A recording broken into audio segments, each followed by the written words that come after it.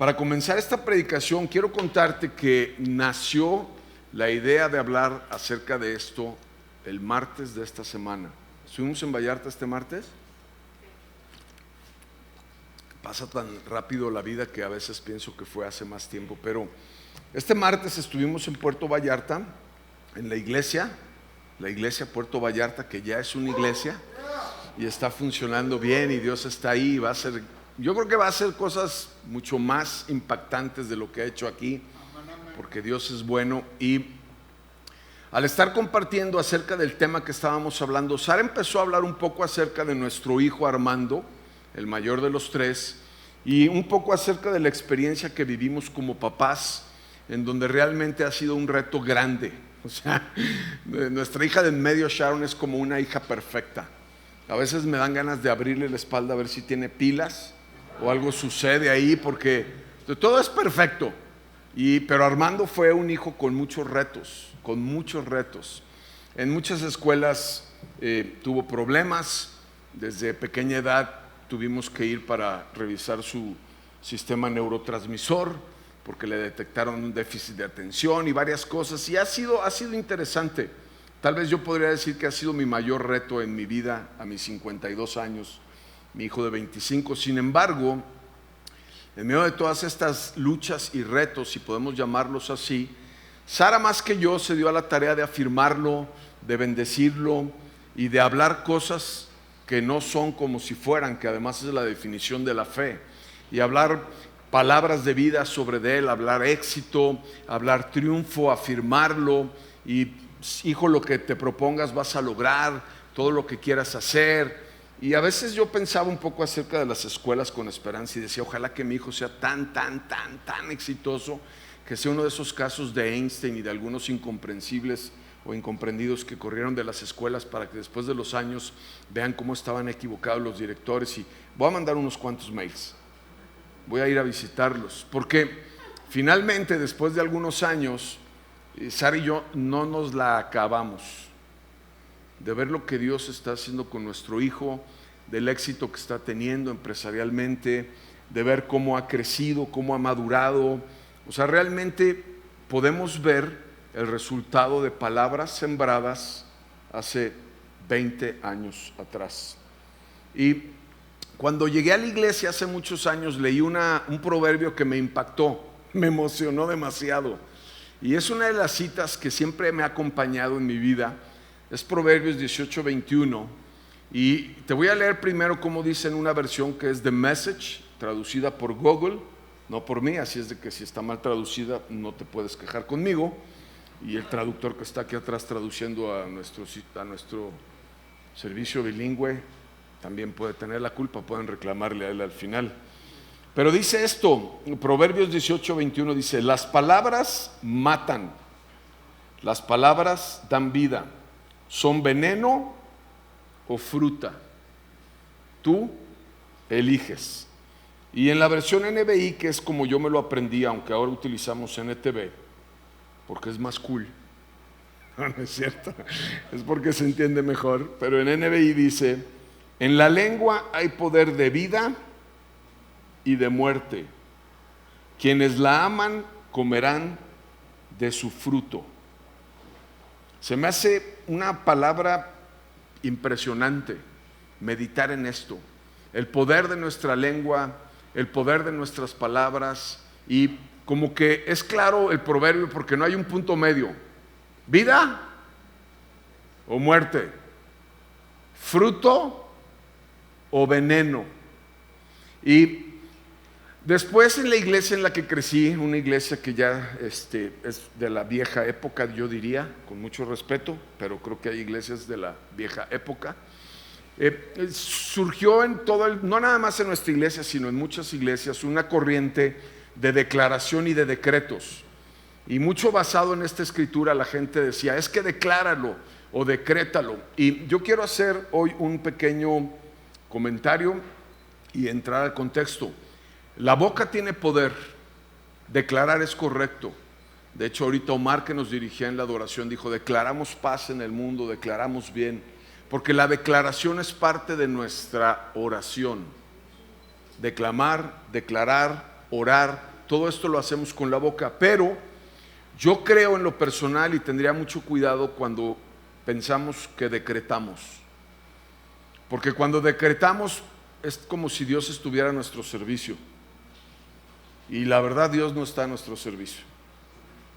Y la última experiencia traumática que tuve fue en un video en donde están orando por Jesús Melgar, creo que se llama Jesús Melgar, un músico que estuvo enfermo de cáncer y el Señor se lo llevó, y había muchos ministros de alabanza conocidos y miles de personas, y una de ellas empezó a decretar que iba a ser sanado de su cáncer en frente de todo el mundo, y yo la verdad me puse muy nervioso, porque yo sí conozco a Dios y podemos orar y podemos interceder y podemos tocar su corazón, pero Dios es Dios y Él es soberano y Él decide sobre todo lo que hacemos y sobre todo lo que pedimos y sobre todo lo que declaramos.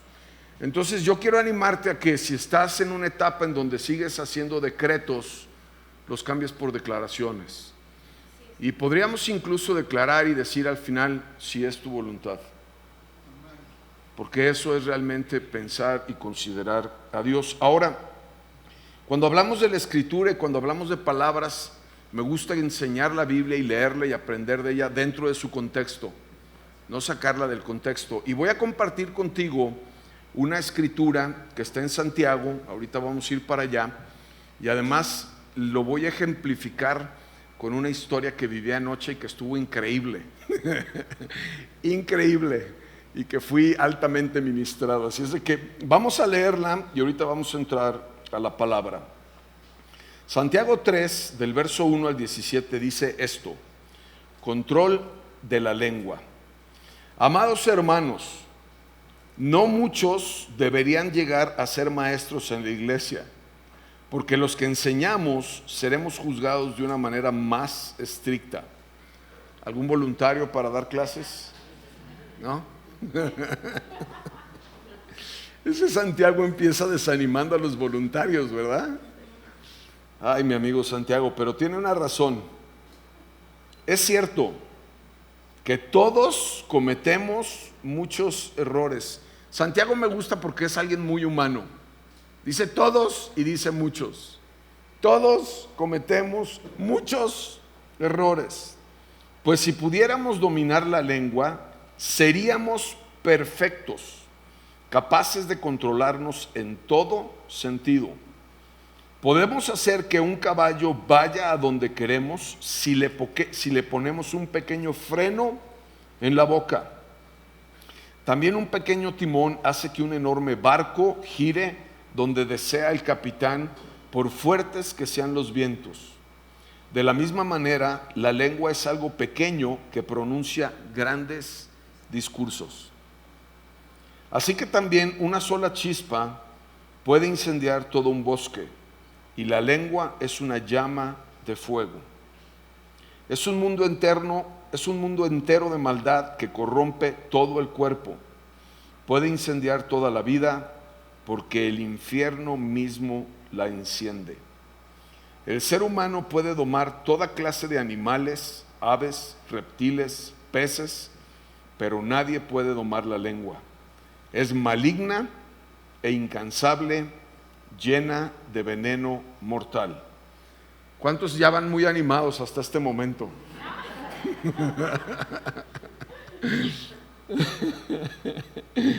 Sin duda, hermanos míos, eso no está bien. ¿Acaso puede brotar de un mismo manantial agua dulce y agua amarga? ¿Acaso una higuera puede dar aceitunas o una vid higos? No, como tampoco puede uno sacar agua dulce de un manantial salado. ¿Oramos? Padre, te damos gracias, Señor, por tu palabra que nos desafía, nos instruye, nos marca caminos exactos para no perdernos. Te pedimos que nos hables hoy, Espíritu Santo, y oro porque nuestras mentes sean transformadas, porque nuestro espíritu sea inspirado y desafiado, que nuestros corazones puedan ser cimentados y que en todo te podamos ver a ti, Jesús.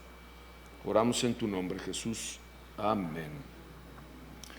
Bueno, el título de mi mensaje es El poder de las palabras.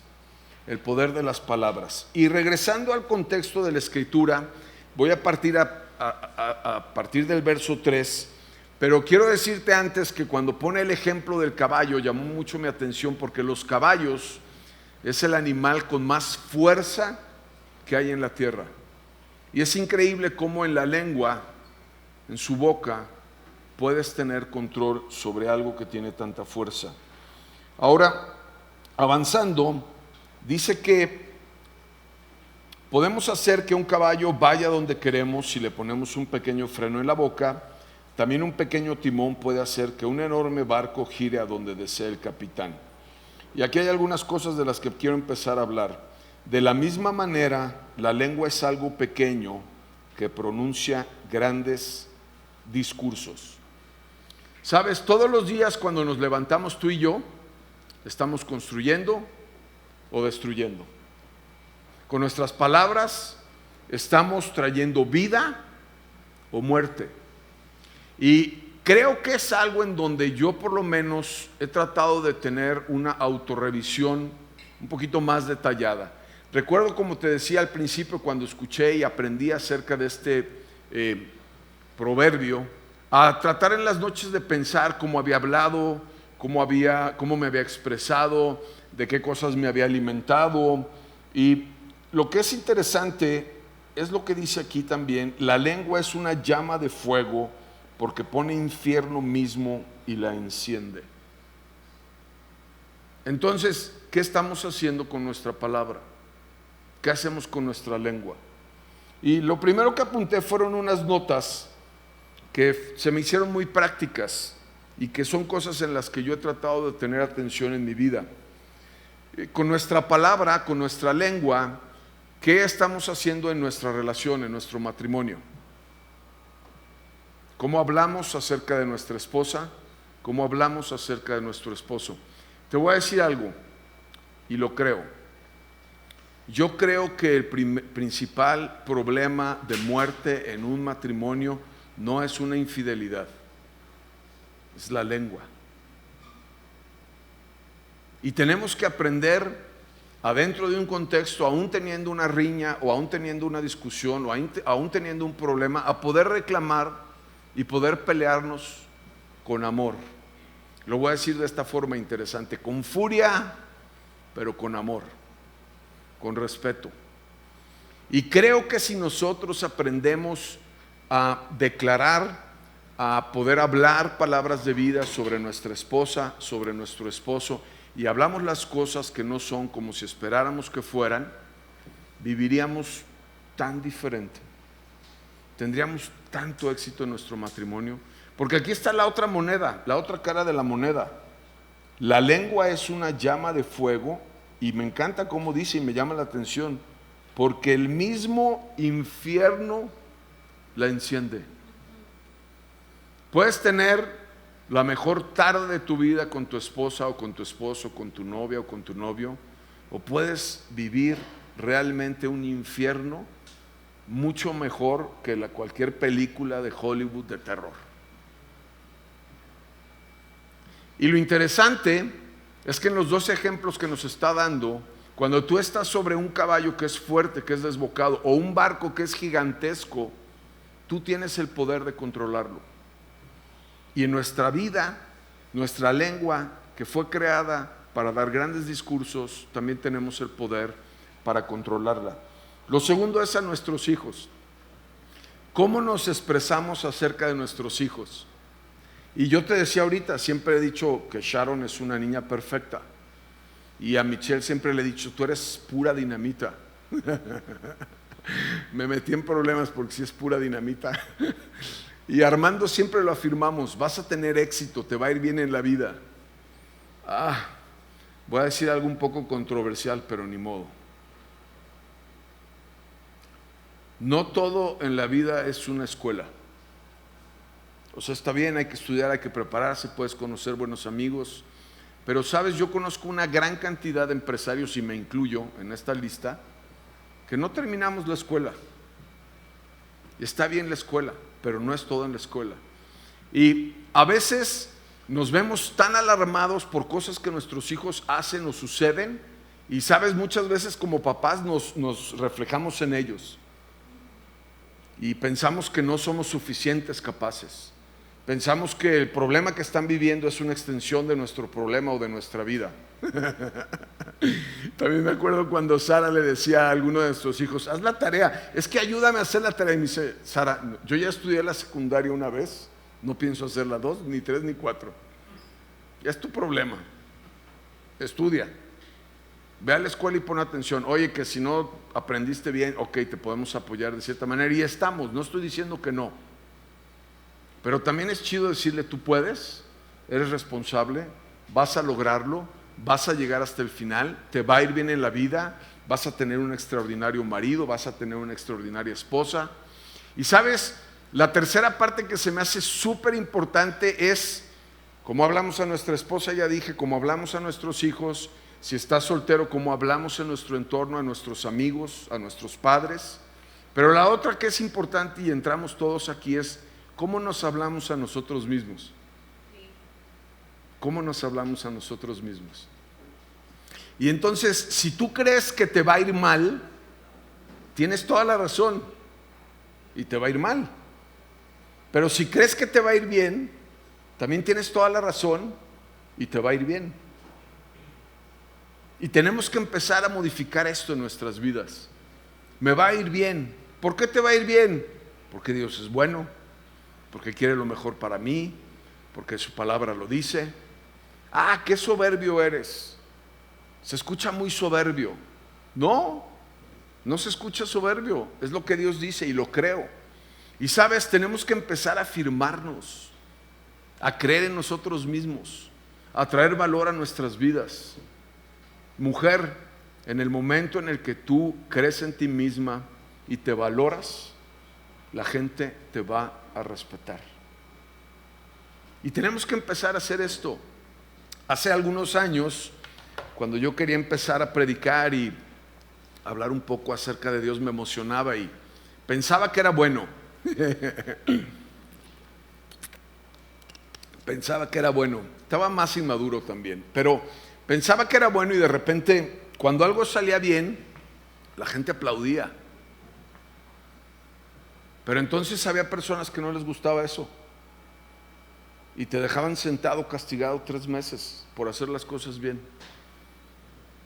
Y entonces empecé a dudar si seré bueno o no seré bueno. Y un día orando, Dios me habló a mi corazón y me dijo: confía en tus dones. Tú que estás aquí escuchándome tienes dones especiales y únicos. Dios te configuró y te entregó regalos especiales. Tú sabes para lo que eres bueno. La semana pasada, hace 15 días, estuve en México y en una cita de negocios conocí un chavo que escribe cine. Estábamos cenando y escribe cine, y entonces le dije: bueno, qué chido que escribes cine. Le dije: ¿y qué tan bueno eres? Me dijo: soy muy bueno. Y me encantó su respuesta, porque no tiene nada que ver con soberbia, si lo entiendes dentro de un contexto claro. Y sabes, creo que nosotros tenemos que pararnos al espejo y autoafirmarnos, creer en nosotros mismos, conferirnos palabras de bien, palabras de prosperidad. ¿Sabes qué? No he podido librar este pecado, estoy luchando, pero voy a salir. ¿Sabes qué? Creo que Dios tiene cosas buenas. Tengo esta enfermedad, pero Dios puede sanarme, lo creo, lo espero. No estoy diciendo que porque nosotros pensemos y nos alineemos y los planetas, todo va a suceder, porque eso no es lo que Dios quiere. Pero al final del día podemos levantarnos y vivir con una sonrisa y gratitud y hablar esto, o levantarnos y estar amargados y contaminar todo lo que esté a nuestro alrededor, porque nuestra lengua fue hecha para pronunciar grandes discursos. El verso 7 dice: el ser humano puede domar toda clase de animales, aves y reptiles y peces, pero nadie puede domar la lengua. Y vienen 3 descripciones que son de esas cosas que me gustaría arrancar de mi Biblia o borrarlas, pero como es un iPad no puedo. Si fuera de papel arrancaría la hoja y la tiraría. Dice: es maligna, incansable y llena de veneno mortal. O sea, la lengua es mala, es maligna. Hay que tener cuidado, hay que detenernos, hay que orar, hay que respirar, hay que tomar las cosas con calma, porque la lengua es mala y cuando habla rápido puede dañar. Y las heridas de las palabras son muchas veces mucho más profundas que las de aún un golpe. Tal vez tus hijos nunca se van a acordar cuando les diste un coco, un zape, o los empujaste o lo que sea. Pero lo que hablaste sobre sus vidas puede determinar el resto de la vida de ellos. La otra cosa es que es incansable. Incansable. Cuando te metes en el papel de actor payaso y estás molestando a alguien y ya lo tienes enfadado, te dice, ¿a qué horas te vas a callar? Me tienes harto. O sea, podemos hablar y hablar y hablar y hablar. ¿Cómo extraño a mi suegra? Porque una mujer habla en promedio 10,000 palabras al día. Mi suegra habla 50,000. Alguien dijo, wow, ¿hablará más que 50,000, Sara? 50,000, sí, ¿verdad? Sí, claro, mi suegra habla 50,000. Choca, cuando manejaba, chocaba, se bajaba, 2 horas, llegaba al tránsito, todo se arreglaba, seguía platicando con la persona, ya la conocía, le contó su vida, luego la de ella, le invitó un café, le compartió de Cristo y al domingo aquí venían a la iglesia. Es con la persona que choqué, mijito, el domingo pasado, se llama Lupita, es súper buena onda, tiene 3 hijos. Mira qué bueno es que nomás le pegó de ladito y me rompió la calavera, pero no pasa nada, mijito, no te preocupes. Y así. Entonces, la lengua es incansable. Y si nos vamos a cansar, cansémonos de hablar bien. Aprendí algo. Hoy no lo hice muy bien, pero tenía que dar un contexto. Si no voy a hablar bien de alguien, prefiero no hablar. Porque en la lengua hay poder de vida y muerte. Y lo último que dice es que está llena de veneno mortal. Hay 2 clases de veneno, uno que te ataranta y otro que te mata. Y la lengua literalmente puede matar a una persona, como puede traer vida. Y al verso 9 dice esto: a veces alaba a nuestro Señor Dios Padre y otras veces maldice a quienes Dios creó a su propia imagen. Así que la bendición y la maldición salen de la misma boca. Y para empezar a aterrizar esta historia, quiero contarte que me llamó mucho la atención porque he estado estudiando mi devocional y estoy estudiando varias partes de la Biblia, pero hay una historia que me impactó. Y el poder de las palabras afectan la eternidad. Tú y yo tenemos en nuestra lengua poder para afectar la eternidad. Y en Génesis 27, una de las primeras historias en la Biblia, vemos la historia de 2 hermanos, Jacob y Edom, que es rojo, que se llama Esaú. Jacob y Esaú. Mi amor, no dudes enfrente de la cámara porque nos ven como 58,000 personas en vivo. Y en esta historia, el hermano, que no es el primogénito, el menor, que se llama Jacob, se organiza con su mamá, alcahuete, que no sean así por favor mamás, no tengan un consentido en la familia, traten a todos por igual, para hacer un plan malévolo y robarle la primogenitura a Edom, que es Esaú. Me gusta Edom, no sé por qué me lo aprendí así, significa rojo. Entonces Jacob, para no hacerte la historia larga, se disfraza. En vez de ir a cazar un animal, su mamá se lo da, le dice mata este animal, le da todo el plan siniestro y maestro. Y entonces va y se presenta delante de Isaac y le dice: papá, quiero que me bendigas, quiero que me bendigas. Y entonces Isaac ya está grande, está un poco ciego, lo toca y entonces pone pieles de los animales para que viera que estaba peludito. Se puso la ropa de su hermano porque entonces le dice el papá, dame un beso, y cuando lo huele, huele la ropa del hermano. Y finalmente el papá le dice, ok, estoy listo para bendecirte, estoy listo para abrir mi boca y decir palabras sobre tu vida. Y entonces el papá hace una bendición sobre el hijo menor, lo bendice, se roba esta bendición. Cuando el hermano mayor se entera, dice, te voy a matar, lo voy a matar. Porque las palabras desde ese momento han sido importantes. Recuerda que Dios nos creó a su imagen y semejanza, y Dios lo hizo todo con su palabra. Tal vez podría decir que a lo mejor es la mayor semejanza que tenemos con Dios. Palabras. Y bueno, finalmente decide huir, pasan muchos años, pero lo que me llamó la atención fuertemente es lo que pasa en Génesis 35:9. Lo voy a leer y voy a aterrizar con algo. Ahora que Jacob había regresado de Padán Aram, Dios se le apareció de nuevo en Betel. Dios se le apareció de nuevo en Betel. Ya había luchado con él en el valle de Peniel. Pero ¿por qué se le aparece Dios a alguien que se robó las palabras de tanto valor del papá? Si era un engañador, un suplantador, o sea, ¿qué onda? Y se le aparece Dios y dice esto, y Dios lo bendijo diciéndole, tu nombre es Jacob, pero ya no te llamarás Jacob, a partir de ahora tu nombre será Israel. Así que Dios le cambió el nombre y lo llamó Israel. Entonces Dios dijo, yo soy el Shaddai, el Todopoderoso, sé fructífero y te multiplicaré. Llegarás a formar una gran nación, incluso de ti saldrán muchas naciones, habrá reyes entre tus descendientes, y te entregaré en la tierra que le di a Abraham y a Isaac. Así te la daré a ti y a tus descendientes. Luego Dios ascendió desde el lugar donde había hablado a Jacob.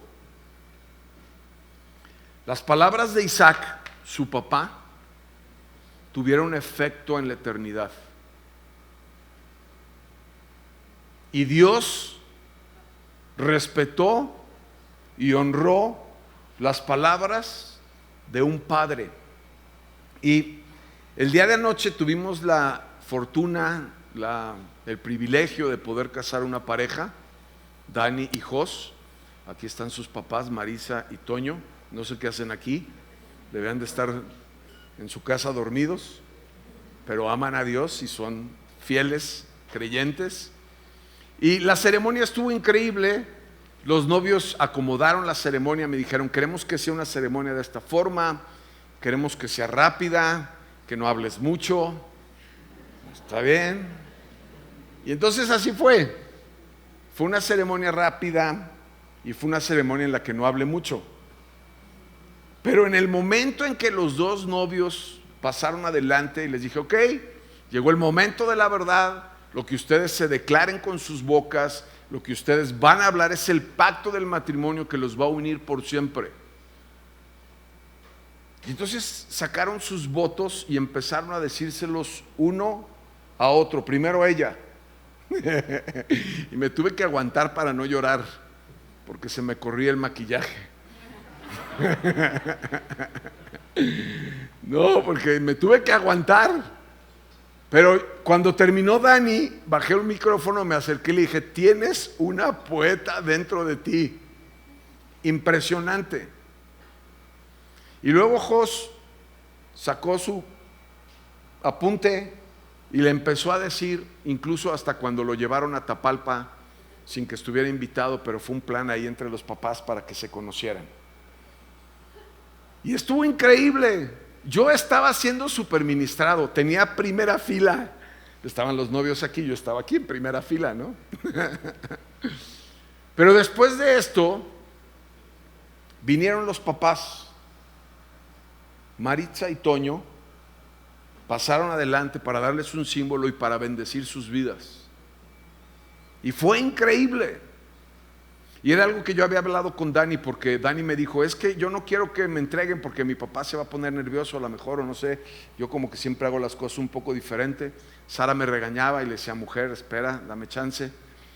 Pero yo le dije a Dani, no puedes tener una ceremonia sin que tu papá te bendiga, porque palabras de bendición afectan la eternidad. Y yo acababa de leer la historia de Jacob. Así que yo estaba súper emocionado porque los papás estaban bendiciendo a esta pareja que estaban recién casados. Y después se sentaron y luego vinieron los papás de él y pasaron adelante, les entregaron una Biblia, ellos les entregaron el símbolo del lazo.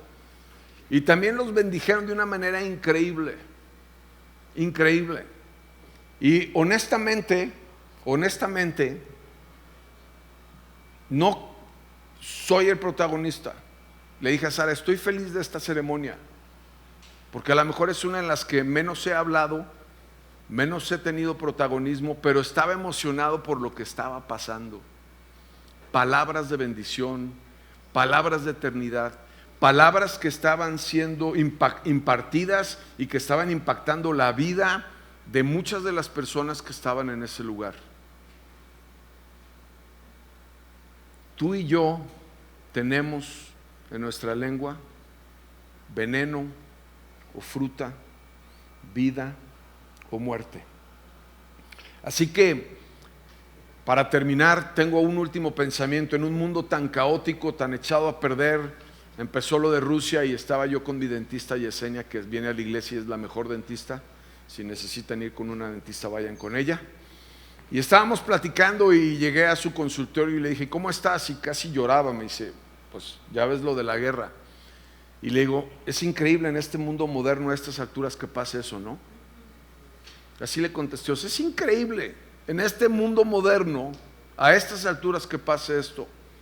Pero la Biblia dice que al final de los tiempos vendrán pandemias, vendrá persecución, vendrán guerras y cosas sucederán, y tú y yo tenemos que estar atentos a lo que está pasando.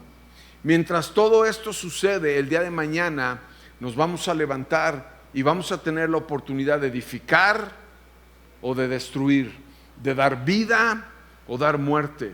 Y me encantaba, como decía Sara, podemos orar, podemos interceder. Y mañana no te levantes diciendo, ay, es que Putin ya echó a perder todo esto y la pandemia y el Omicron, y te amargues y empieces a hablar veneno o traigas un incendio a tu vida o a tu entorno o a tu casa. En medio del caos sigue habiendo bendición. En medio del caos sigue habiendo luz. En medio del caos sigue habiendo esperanza. En medio de un mundo tan desbaratado, sin principios, sigue habiendo eventos como el de anoche, que fue una ceremonia increíble, en donde parejas quieren hacer las cosas bien. Yo estaba pensando antes se me fue este pensamiento, no sé si lo dije, pero ¿por qué en medio de un mundo tan caótico alguien quisiera hacer una familia? ¿No? O sea, pensé en eso. ¿Sabes? Porque conocemos a Dios, porque lo amamos, porque queremos que Dios dirija nuestras vidas. Así que tú y yo tenemos hoy una gran oportunidad. Si tus palabras no son las adecuadas, puedes empezar a orar y pedirle a Dios que las cambie. Que las cambie. Me encantaba ver cómo el papá del novio ayer me decía, duré 30 años orando por este día. Yo salí súper ministrado, súper emocionado. Increíble, increíble. Porque cuando traemos las palabras adecuadas a nuestra mesa, vamos a tener vida y plenitud. Y esto es algo sumamente práctico y accesible para nuestras vidas. Así que, iglesia, en medio del caos y de lo que está pasando, revisemos en las noches que estamos hablando y cambiemos nuestro lenguaje, cambiemos nuestra oración, Cambiemos la afirmación de los que están alrededor y de nuestra propia vida. Soy capaz, voy a salir adelante, voy a tener éxito, Dios está conmigo, todo va a estar bien, voy a conseguir un mejor trabajo, voy a prosperar, mi empresa va a crecer, voy a encontrar a la mujer de mi vida, voy a encontrar al hombre de mi vida, mi matrimonio va a ir a otro nivel, mis hijos van a estar en la iglesia adorando y alabando a Dios, mis hijos van a estar aquí postrados, sirviéndole, conociéndole. Esta iglesia va a ser una de las que más influye en la ciudad. Los miércoles es el día que más llena va a estar la iglesia. Milagros vamos a ver. Vallarta va a crecer y va a alcanzar a tantas personas que necesitan encontrarse con Dios. Y cuando empezamos a tener este discurso, esta forma de hablar, podemos sentirnos inspirados, podemos sentirnos bien, plenos. Quiero terminar dándote la oportunidad, si nunca has aceptado a Jesús como el Señor de tu vida, creo que hoy es un gran día para poderlo hacer. Si tú quieres que Jesucristo entre a tu vida, se encargue de guiarla, se encargue de bendecirla. Si has estado lejos de Dios, si te has sentido frío, quiero darte la oportunidad de que con tus palabras puedas hoy hacer esta oración. Y quisiera guiarte, si quieres hacerlo, voy a hablar yo y tú puedes hacerlo después. A veces les pido que lo hagan en su mente, pero como estamos hablando del poder de la lengua, yo diría esto: que todo el infierno se entere que queremos a Jesús en nuestra vida. Así que yo también voy a hacerlo y te animo a que lo hagas después de mí. Y puedes decirle: Señor Jesús, te doy gracias por mi vida. Hoy decido creerte, decido creer en tu palabra. Te acepto como el Señor de mi vida. Someto toda lengua a tu soberanía. Te pido que traigas a mí palabras de bien, palabras de vida, que pueda disfrutar del fruto de mi lengua, y ayúdame a estar atento para refrenar la lengua y que me libres de provocar un incendio. Te entrego mi vida, Jesús, y te pido que tu Espíritu Santo entre en mí. En el nombre de Jesús.